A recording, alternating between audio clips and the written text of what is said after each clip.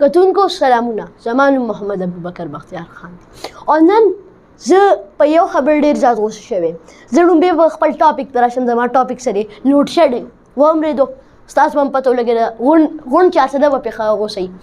ګوره زه یو حد که نه د لوډ شیډینګ یو حد خلکه لوډ شیډینګ وکړي نو څه ټایمه پورې څه لږ ساعته پورې دوی خو روان کړ دي او درې یې نه ګرمیانې دي څه یخنیانې خو نه دي چې تاسو هغه راغشتي دي دا لوډ شیډینګ هم راغشتی دی. خلک د ګرمۍ نه مري، کټونه تپ کوي، کټونو کې اور دی، خلک په چتونو باندې شملي، خلک بار روزي، خلک په روډونو باندې کښېني ځکه په برنډې تپې دي، کمرې خو پرېږدي برنډې تپې دي، ځای نه اور نه کوي. ګرمیانې دومره تیزې ګرمیانو کې تاسو لا لوډ شیډینګ راغستی دی.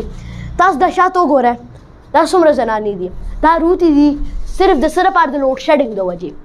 لوډ شیډینګ د وجې دا د حکومت دپاره ډېر د شرم خبره ده، ډېر د شرم خبره ده چې دا هغه کوي زنانه والا روتل د لوډ شیډینګ دپاره. لوډ شیډینګ چې بند کړي.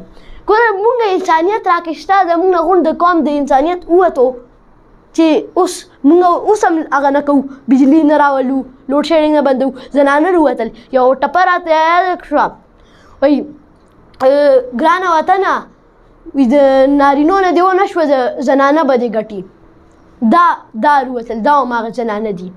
دا ملک قوم څه کوي؟ د دې ازار کوي، د ماشومان جاړي، د موران ښځې ازارونه کوي. هر یو کس د لوډ شیډینګ نه تنګ دی، هر یو کس د ګرمۍ نه تنګ دی. خلکه به څه وکړي؟ خلکه بار په روډونو خلکه به څه کوي؟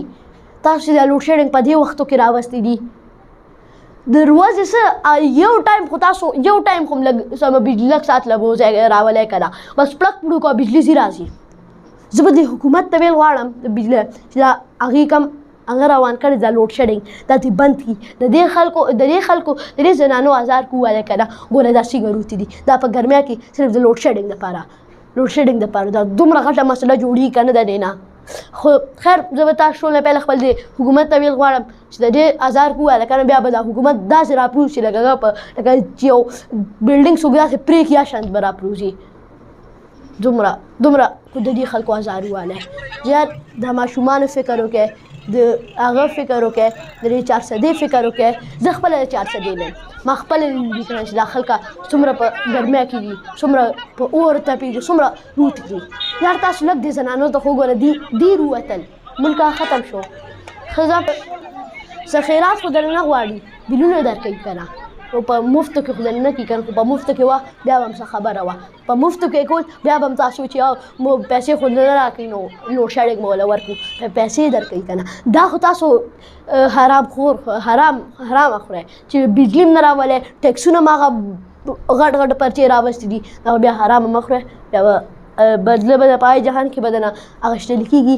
کو د دې جهان نه د آی جهان سوچ کوئ. دا زه هر چا ته وایم کو چا داسې هغې نو په دې جهان نه د آی جهان سوچ وکړئ. هغه جهان به هر چا ته سوچ راویږي. خو جندو تاسو سره په بل انټرویو کې ملاویږم. جزاک الله والسلام.